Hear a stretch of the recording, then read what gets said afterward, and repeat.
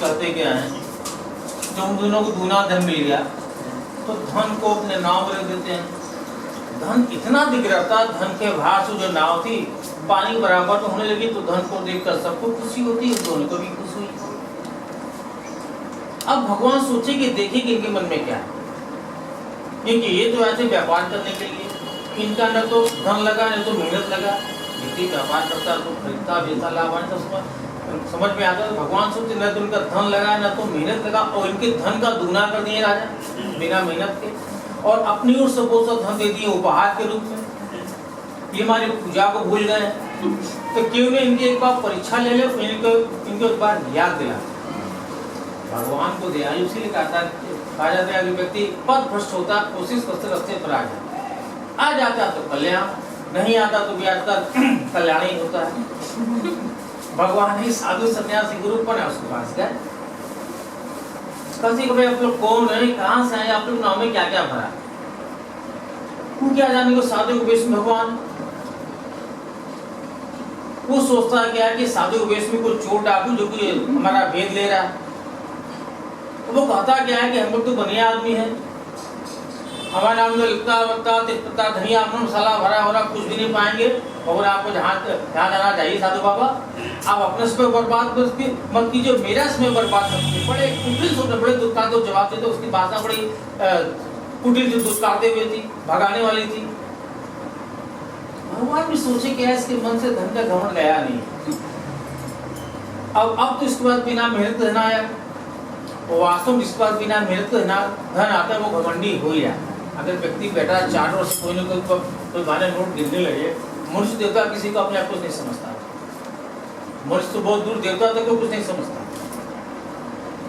जबकि हमारे धर्म में ये कहा गया है कि व्यक्ति जितनी तेजी से ऊपर बढ़ता है, अगर भगवान दुष्ट होते तो उससे दूनी तेजी से व्यक्ति गिरता है। हम लोगों ने अपने जीवन में कई लोगों को उदाहरण के रूप में देखा होगा, और हम लोग का समय जो है 10 साल का होता है, और इंक्रीमेंट इसको बोलते हैं। हमारा धर्म कर्म अच्छा हुआ फिर 10 वर्ष और मिलता है। जिस 10 वर्षों में हम धर्म कर्म छोड़े, वहीं से नीचे आना शुरू लगेंगे। तो कहे ठीक है, जाओ तुम्हारा करना सब है, बात कहे उसके पास से हट गए और खुद दिन कर गए और सुख तो तीर तो बढ़ गए। तो जब साधु सन्यासी चले गए, व्यवस्था बनिया था, संघर्ष निकल पड़ता है। जब नाव को देखकर जो नाव धन के बाढ़ से पानी बराबर में हो रही थी, हल्की को ऊपर हो गई थी। ये सब चीज का कितना भाग है। जब वहां पर जाता है, देखता है, ये सब चीज देखकर वही बेहोश हो जाता है। क्योंकि कहावत है, कहा जाता है कि धन कौशल को पुत्र का सुख दंडी को सह नहीं पाता। किसी के पास संचित धन हो वो नष्ट हो जाए, किसी का पुत्र वो नष्ट हो आदमी नहीं सह पाता। जो उसको होश होता है तो उसका दामाद क्या करते भाई, आप शोक क्यों करते हैं। वो जो दंडी सन्यासी हम लोग पास आए थे, वही हम लोग श्राप देकर गए हैं। चलिए हमने उनको पकड़ते, उनके पैर दुख के माफी मांगते, तभी हम लोग को मनोरसित हो। उसी देर पर दौड़ लगे और भगवान को खोजने। भगवान को तो मालूम था कि इन दोनों हमारा जो पड़ेगा, इसलिए पुत्र के बीच में। जब वहां को पहुंचते हैं तो देखते क्या है, यही साधु हमारे पास आए थे, तो उनको पैर करके वो रोने लगा।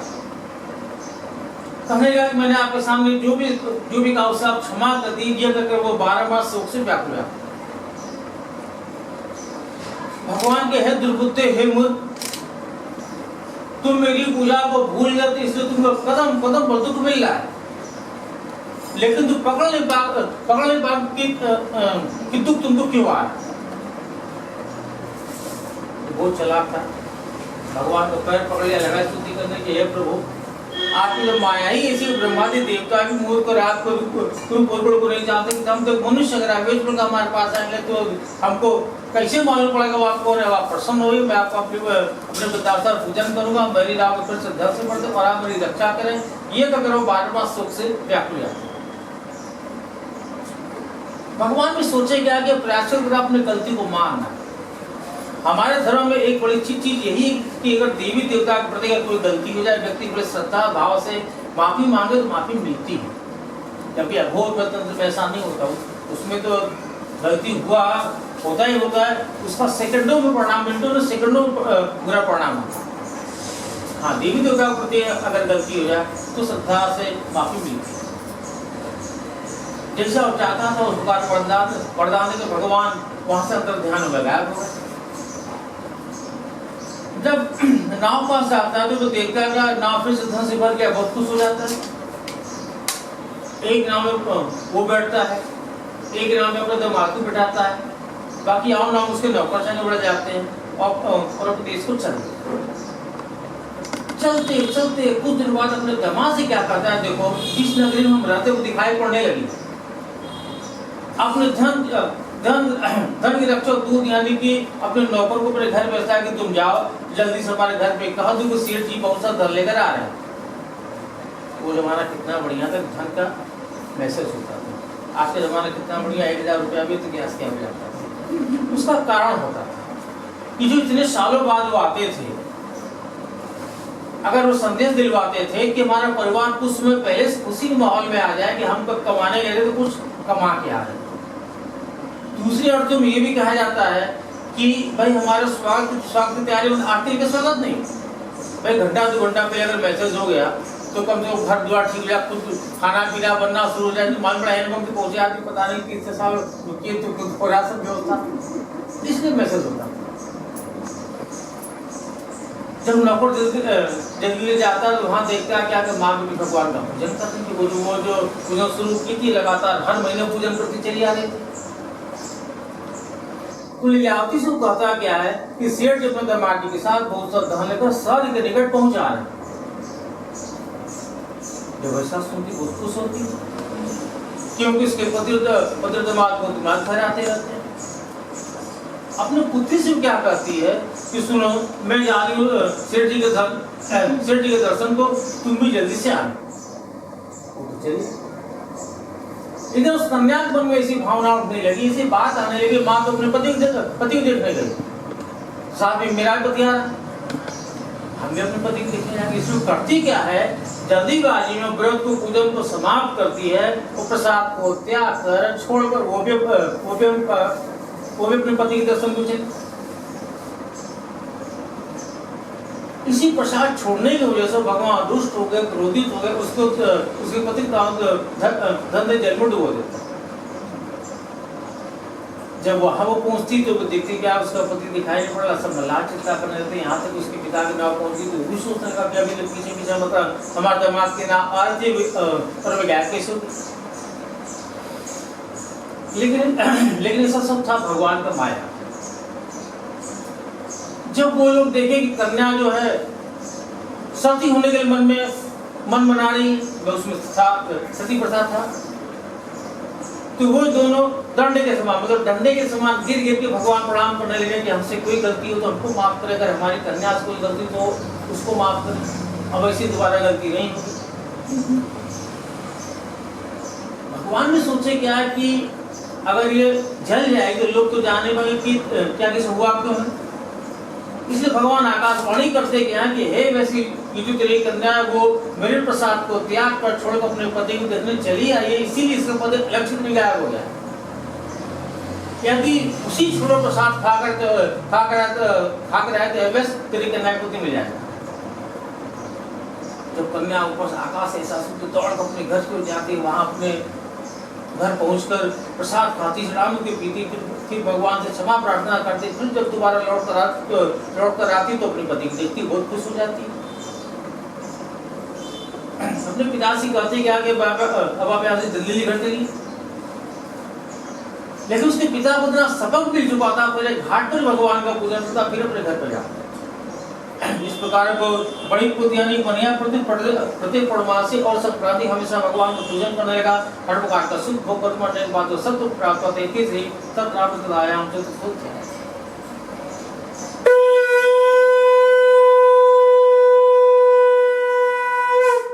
भगवान की जय।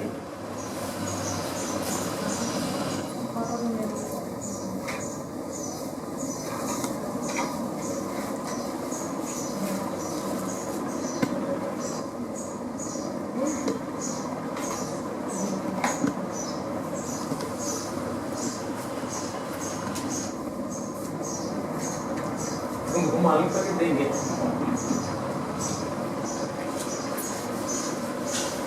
दिया बहुत फिट आपने बनाया है।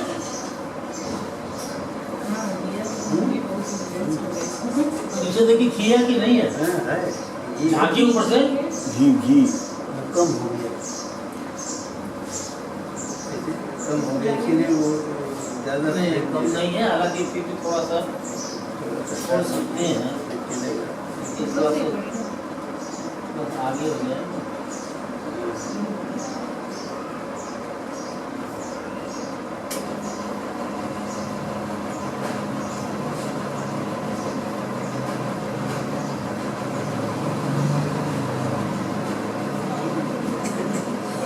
बनाया आपने, थोड़ा सा पूरा बराबर में आ गया, बहुत अच्छा किया जाता है।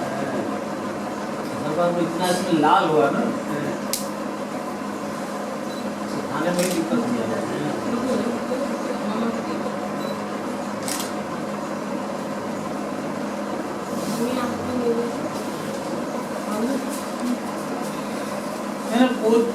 कोई देखा था वहाँ पर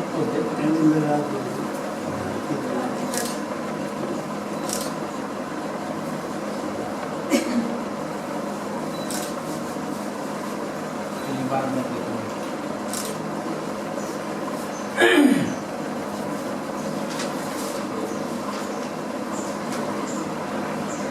पांचवें अध्याय में सूफी कहते क्या है? एक राजा थे,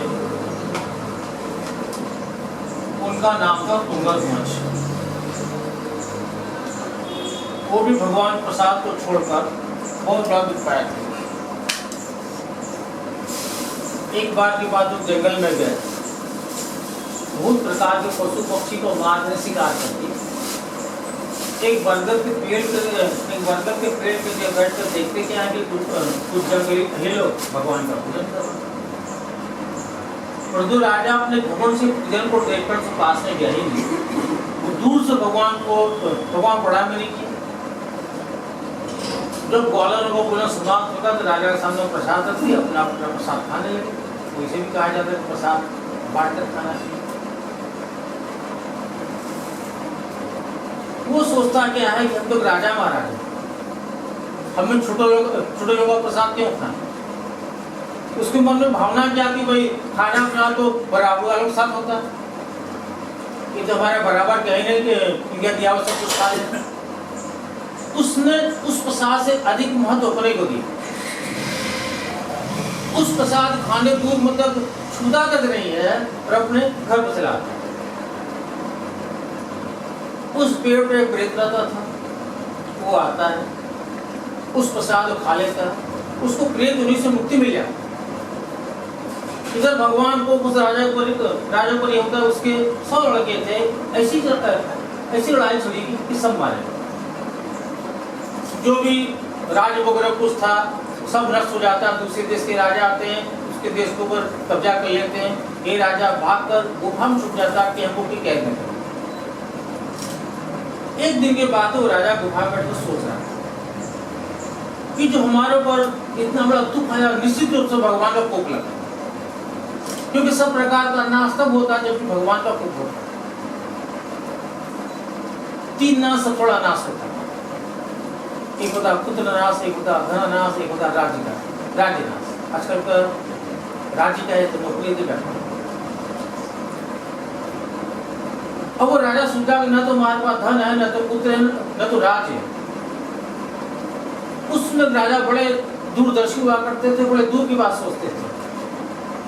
सोचते उसको याद आता है कि ऐसा तो नहीं अमूल वालों प्रसाद छोड़ कर आए थे, उस वजह से हमको दुख मिल रहा है।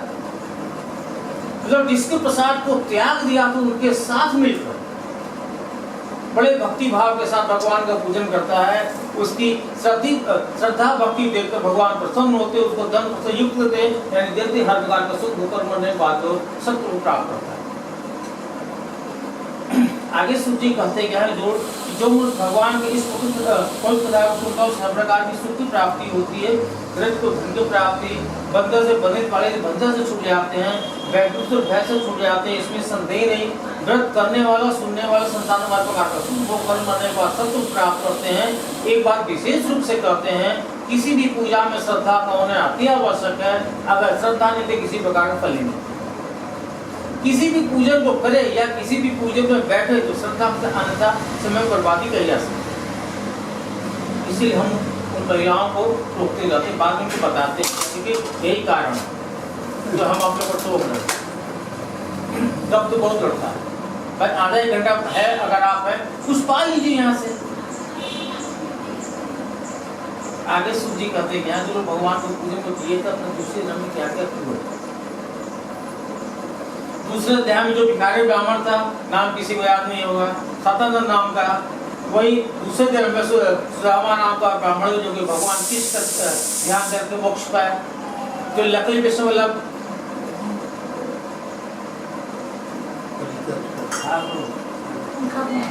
एक मिनट का वीडियो कैसे चला नहीं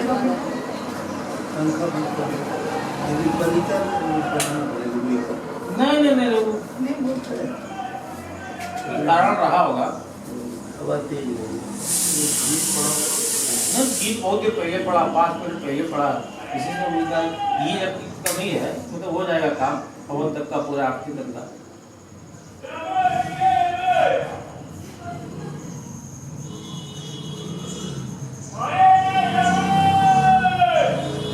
ये है सफिशिएंट।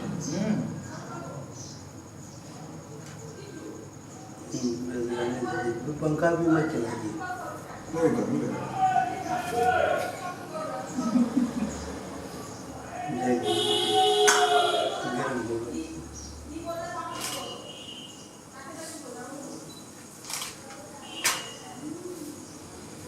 वो जो लकड़ी विषय वाला दिल था वही गुरार निठागिरी केवल हुआ, जो कि रामचंद्र को उनका पुष्पाल का उनके पैर के सलाम को टीचर मोक्ष को प्राप्त किया। तीसरा ध्यान जो थे राजा उनका कोई महाराज दशरथ हुए, जो गदंगनाथ के पुतलाकर बहनों को प्राप्त की। कहा जाता है पहले के राजा महाराजा ऋषि महर्षि तपस्वी जितने होते थे जब उनकी मृत्यु होती थी तो सही तो यही रहेगा, क्योंकि हम लोग सभी बात करते उसको नहीं यही पर न सुना, लेकिन वो लोग पूरे होश में स्वर्ग को जाते थे। जब महाराज दशरथ भी मर कर स्वर्ग को जा रहे थे तो रास्ते में रंगनाथ जी का मंदिर पड़ता था। जब उसको दर्शन करने के लिए गए तो उनकी आँख खुली कि हमारे कोई जो रामचंद्र जन्म लिए वो कोई और साक्षात भगवान विष्णु को ही अवतार है और रावण के संहार कर हमारे पुत्र के रूप में जन्म लिए। नीचे मालूम पड़ जाता भगवान विष्णु रगड़े न बनता। जब वो मर के दर्शन कर रहे होते तब उनको ज्ञात होता है कि तो भगवान विष्णु जो हमारे पुत्र के रूप में जन्म लिए, तो उनका दर्शन करके वो प्राप्त करते। जो साथ में बनिया तो था वो भी सत्य प्रतिज्ञ मतलब मोरध्वज नाम का राजा हुआ, जो कटार और अपने पत्नी के साथ मिलकर अपने पुत्र के आदेश को चीर कर कृष्ण भगवान को दान या स्वीकार कर लिया था। उसकी भी छोटी सी कथा ये है कि तो बहुत नास्तिक था वो दुनिया, जब उसको एहसास हुआ धर्म ही जीवन है, बहुत अच्छा धार्मिक हुआ, बहुत बड़ा धार्मिक हुआ। उसका दूसरा जन्म हुआ राजा मोरध्वज के रूप में, और इतना बड़ा दानी राजा हो जिसके दान की चर्चा तीनों लोग बोलते, तीनों लोग तो सबला तो दानी नहीं। सर्वधर्म के एक ऐसे देवता वो इंद्र डर जाते हैं। इंद्र नहीं चाहते कोई भी मनुष्य धर्म करे। उसका कारण क्या है? पहली बात बताते चले सभी को आजकल मालूम है के माध्यम से, इंद्र किसी भगवान का नाम नहीं। इंद्र पद का नाम इंद्रासन, जैसे प्रधानमंत्री पद है, कोई बैठे प्रधानमंत्री कहलाता है, उसी तरीके से इंद्र का आसन होता है, कोई बैठे वो देवताओं के राजा इंद्र कहलाए। इंद्र बनता कौन है? इंद्र वही बनता जिसका धार्मिक कृत्य बहुत अच्छा होता है। इंद्र सोचे कि राजा मोरध्वज सफला धर्म दान धर्म कर रहा है और दान धर्म तीनों लोग को चर्चित है, तीनों लोग की सफला की दान ही नहीं है, तो ऐसा तो नहीं भविष्य में आगे हमारे गद्दी के भागीदार बने। तो कुर्सी लड़ाई वहां भी जबरदस्त। इंद्र कभी नहीं चाहेंगे कि हम हमारा आसन को प्राप्त करें। वे भगवान कृष्ण को बुलाए और कहे कि आप जाके उसकी परीक्षा लीजिए वास्तव में कितना बड़ा दानी है, हो सके तो उसके दान धर्म को नष्ट कीजिए। राजा की आज्ञा, इंद्र की आज्ञा, भगवान की स्तुति पर आए, अपना वेश बदल लिए, एक ब्राह्मण का रूप बना लिए, उसके पास गए, कहते क्या है राजा हमको दान दीजिए। राजा मुर्दुस कहता क्या है कि ब्राह्मण देवता मांगे दान में आपको क्या चाहिए। भगवान जो ब्राह्मण बने थे कहते क्या कि हे राजन, हम जो तुमसे दान मांगे हैं तुमको दे नहीं पाओगे। राजा मुर्दुस कहता क्या है ब्राह्मण देवता, आज तक जो कोई भी कुछ मांगने आया ब्राह्मण या कोई भी कुछ, हमने उसको दे दिया। हमने तो ये तक नहीं कहा कि अब इसके बदले आप ये ले लीजिए, क्योंकि हमको मालूम है कि जितना अधिक हम दान करते हैं उससे अधिक हम किसी न किसी में प्राप्त हो जाता है। आप निसंकोच होकर मांगिए, हम आपको निराश नहीं करेंगे। भगवान कहते वो परीक्षा ले क्या नहीं, तुम संकल्प कर लो। व्यक्ति मुंह से किसी कुछ बोल दे नहीं दे लो काम लगता, अगर हाथ में जल लेकर संकल्प कर लिया और उस चीज को पूरा नहीं करता व्यक्ति तो जिंदगी पर दुख भोगता पाप होता है। इस बात को राजा भी जानते थे, इस बात को भगवान भी जानते थे, इसलिए वो अपना संकल्प की बात बोले। उसको क्या दानी था, हाथ में जल लेकर संकल्प कर लिया कि आप हमसे जो कुछ मांगेंगे आपको देंगे, आपको निराश नहीं करेंगे।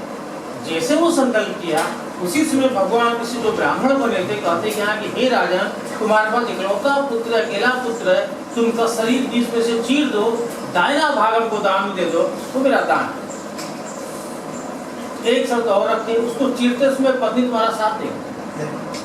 वो ये चीज देखना चाहते थे कि एक दानी की पत्नी कितनी बड़ी दान, और जो परीक्षा लेने आए हैं उसमें माँ की ममता रुकावट डालती है कि नहीं डालती। भाई वो तो परीक्षा लेने, दान की परीक्षा लेने गए थे।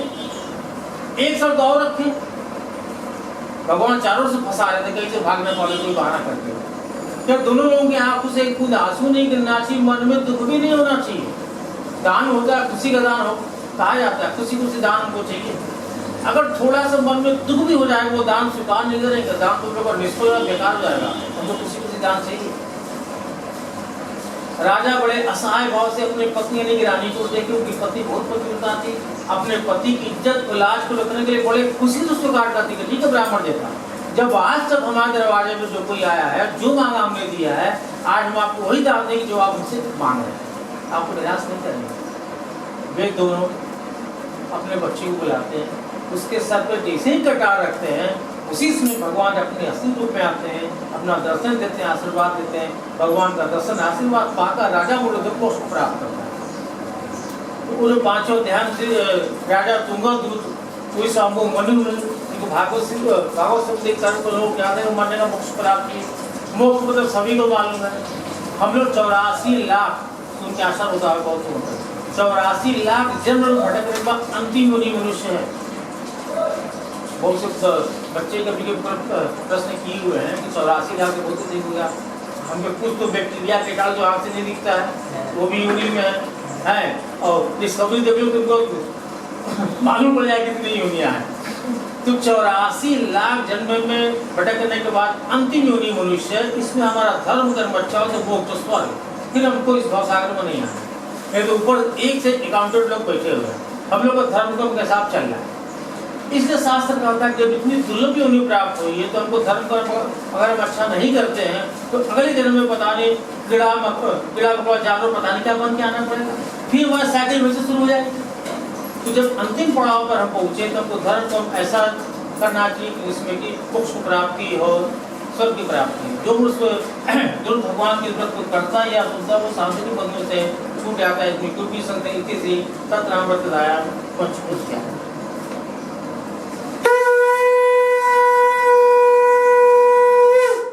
भगवान की अब थोड़ा सा आपको पीछे समझिए, हवन कुंड को आगे कर दीजिए।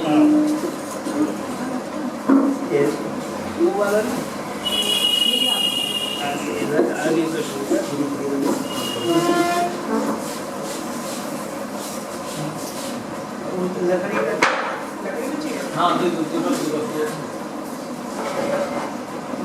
नीचे रख देंगे। हाँ नीचे दूसरी वाली में हाँ अब पीछे जाइए आप लोग, क्योंकि लपट जाएगा। आप लोग बैठे तो लपट लेगा एकदम। आप लोग पीछे आइए, सर जाइए। ठीक है। ठीक है तो इसमें उसकी गर्मी नहीं जाएगी। आपके पीछे होइए।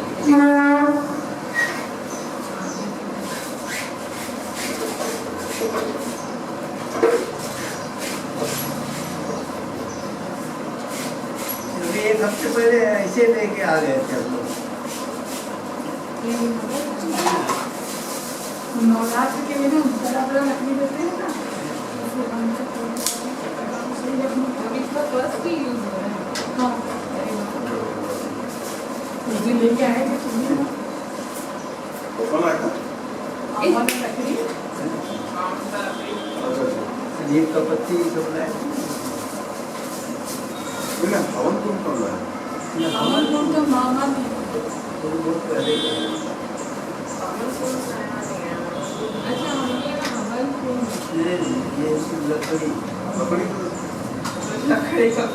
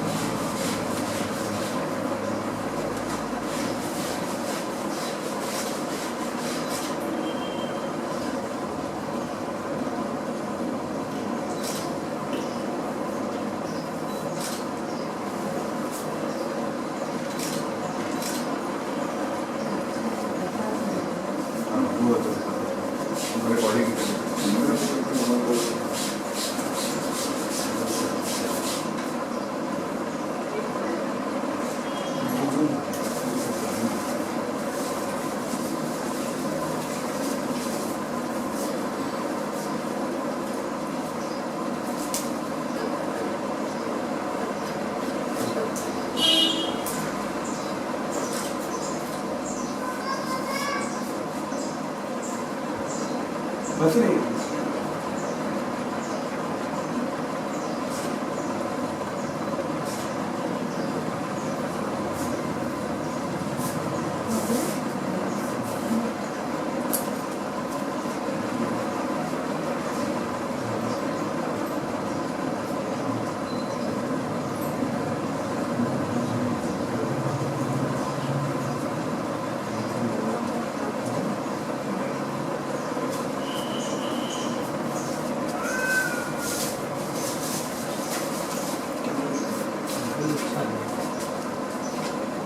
सूखी है पत्ती भी दे लेंगे।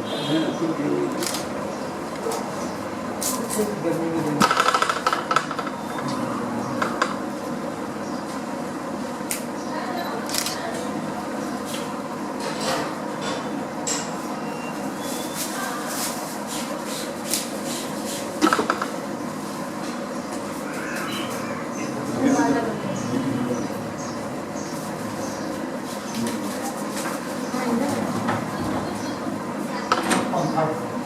पंखा बंद कर दो, तो 2 नंबर ऑफ कर दो।